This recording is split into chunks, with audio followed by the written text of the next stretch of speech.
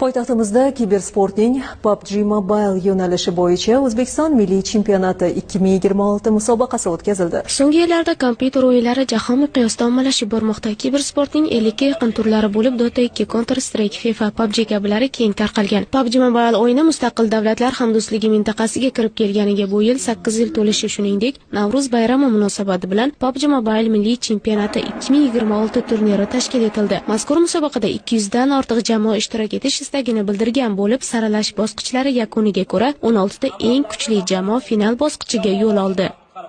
Offline turnirlarda hayajon ko'proq bo'ladi. Kibersportning mana shu PUBG turi O'zbekistonda hozir yaxshi rivojlanyapti. Finalga kelguncha biz 3 ta bosqichdan o'tdik va unda 300 dan ko'p komanda qatnashdi. Yutsak, xudo xolasa, dunyo reytingiga yana bir marta chiqamiz va u yoqda ham o'zimiz ko'rsatib kelishga harakat qilamiz. O'tgan yili jahon chempionatiga chiqdik. 100 dan ortiq jamoalar o'ynadi.